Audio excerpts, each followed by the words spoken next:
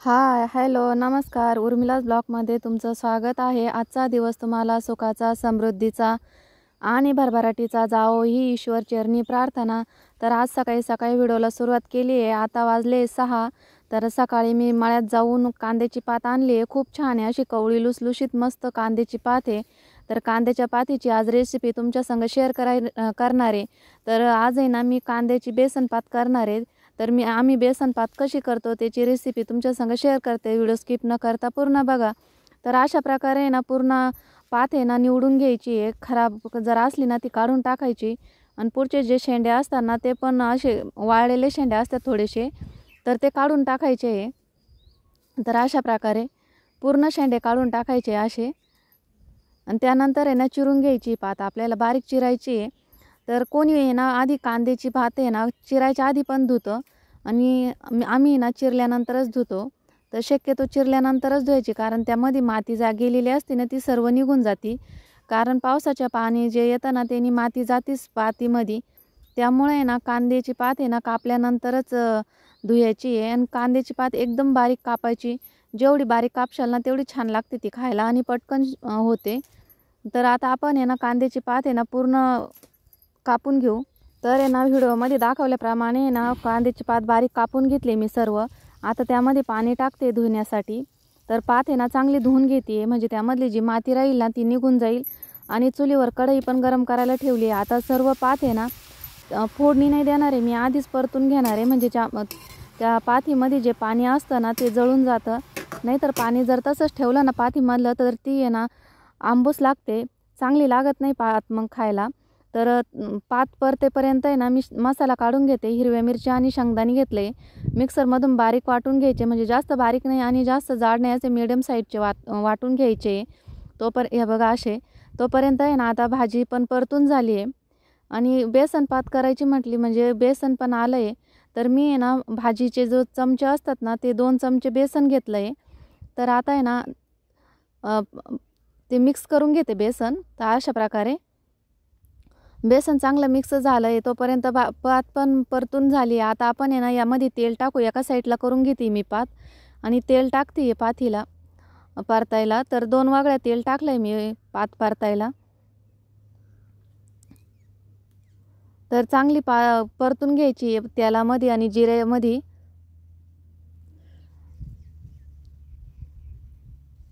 तर 1 चमचा जिरे टाकले आणि थोडंसं आहे ना हळद टाकायची आहे. कारण आहे ना आपण बेसन पीठ टाकेल राहताना ती हळद जर टाकली नाही ना पूर्ण अशी सफेद सफेद दिसती भाजी. त्यामुळे ना थोडीशी हळद टाकायची, म्हणजे हळदीनं ना खूप छान असा कलर येतो आणि बेसन भात खायला पण चविष्ट लागते.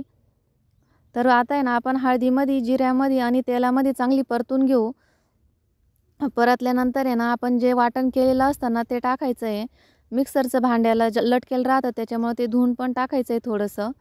आणि बेसन पण आहे ना मी लगेच टाकून देणार आहे, म्हणजे शेंगदाणे आणि बेसन आहे ना संगच शिजून जाईल.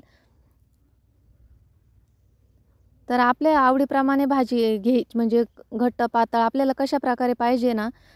तर आहे ना मला थोडीशी पातळच पाहिजे, कारण बाजरीच्या भाकरी करणार आहे ना त्यामुळं थोडीशी पातळच भाजी लागती.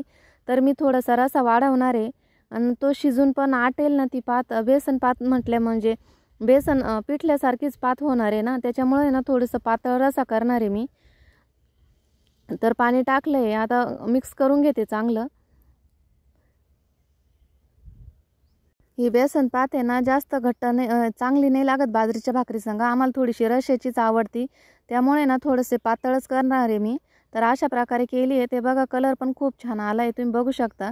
आता चवीनुसार मीठ टाकायचं आहे. मीठ टाकून आहे ना कमीत कमी 10 मिनटं शिजून द्यायची चांगली. म्हणजे आहे ना जे आपण पिठलं पात करणार असतो ना तर बेसन चांगलं शिजून जातं आणि घट्टपणा येतो तिला आणि शेंगदाणे पण चांगले शिजतात. तर आता आहे ना 5-10 मिनटं आहे ना मी शिजून देते हिला चुलीवरती.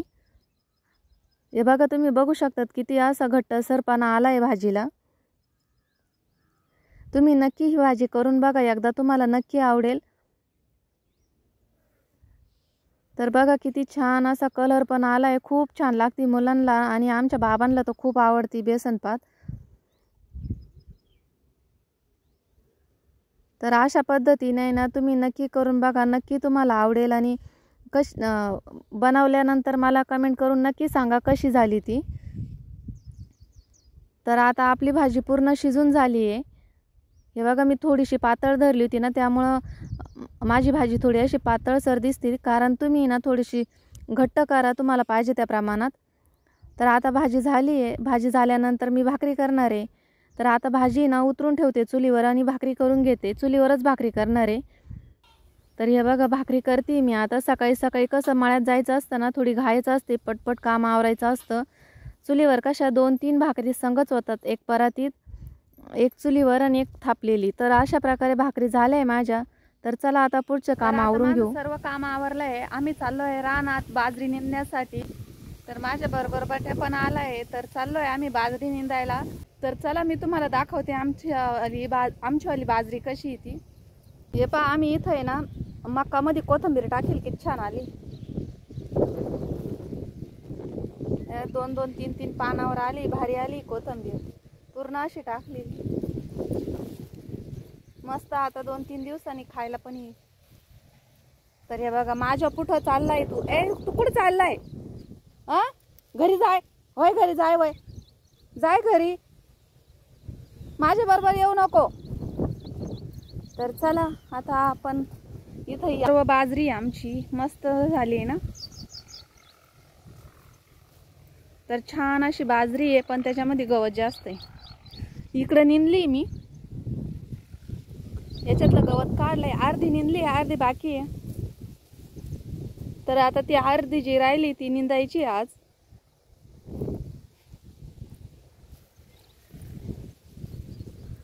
तर हे बघा, इथून एवढी राहिली निंदायची, अर्धी राहिली आहे. तिकडं भुईमुंग आहे.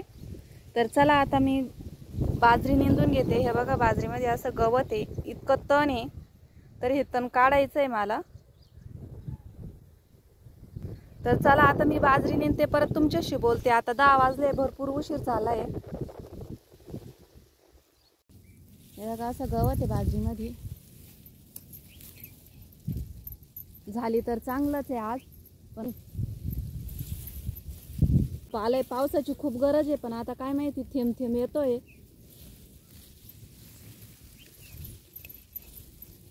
आला तर चांगलंच आहे, तेवढंच पिकायला पण भारी होईल. आता काय माहिती काय करतो.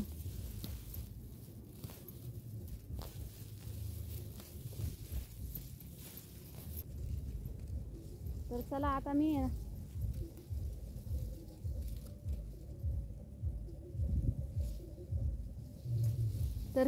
मी आहे ना बाजरी निंदून घेते, परत तुमच्याशी बोलते. 6:30 वाजले तरी आम्ही वावरात आहे. अजून आमची काय सुट्टी झाली नाही. मस्त हिरवगार वावर दिसत आता.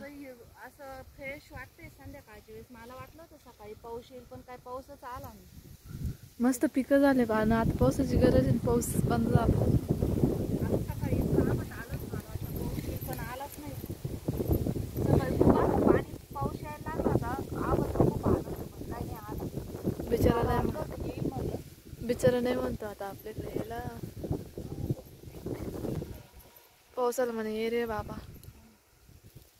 सगळे वावरायला काम करू राहिले. सकाळपासून निंदते, पण उरकानच नाही मला निंदायला.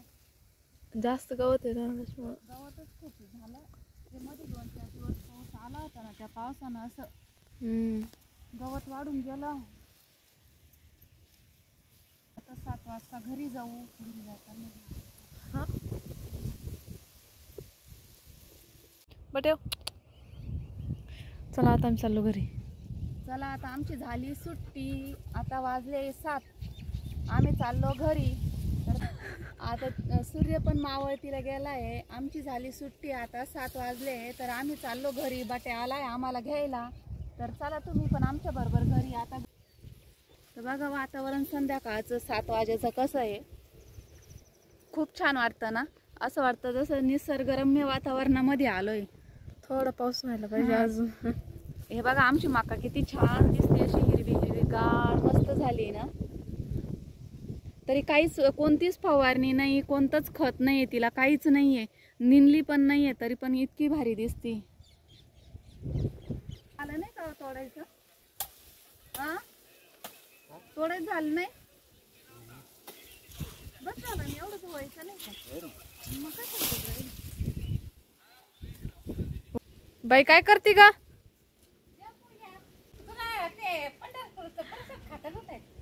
काच पण पूजा करायची बाई. आता हातपाय धुतले, चालले बसत उठत. बाबा बाबा ते काय घरात बसते. बाबा काय करू राहिले घर? चाऊ मेऊ खाते.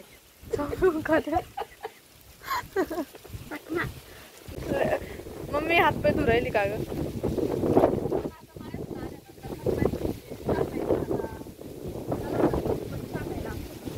चला आता आपण चहा पिऊया. हा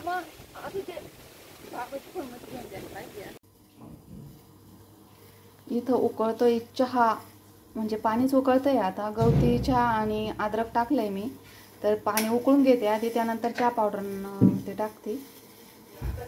इकडं अनुष्का करतीये केसांसाठी पाणी. तर ते धुवायच्या अगोदर, केस धुवायच्या अगोदर लावायचं लवंग आणि मेथी, याचं पाणी करते ती. कोंडा झालाय ना तिच्या डोक्यात, त्याच्यामुळं. तर चला आता मी चहा ठेवते, चहा पावडर ते टाकते. तर आता माझा स्वयंपाक झालाय. आता इथं झाला म्हणजे इथं भात लावलाय, डाळ भात आज मेनू. तर हे पहा इथं मी ना भात लावलाय, म्हणजे अजून कुकरचं झाकण लावायचं आहे. तर इथं कुकरचं झाकण लावते. डाळीच्याच कुकरमध्ये केला, म्हणजे डाळीच्याच कुकरमध्ये भात केला. डबल भांडी भरायचं नाही. इथं डाळ पण फोडणी दिली डाळीला. कोथिंबीर काही नाही आहे माझ्याकडं. इथं आहे ना तव्यावरती पोळ्या करून घेतल्या, त्याच्यावरच सकाळची बेसन पात होती ना ती गरम केली मस्त. हे बघा, वाया जाऊ द्यायचं नाही ना, त्याच्यामुळे ही गरम केली. आता सर्व मिळून खाऊन घेतील. तर आजच्या व्हिडिओचं एंड मी इथंच करते. व्हिडिओ आवडल्यास लाईक, शेअर आणि सबस्क्राईब करायला विसरू नका. धन्यवाद.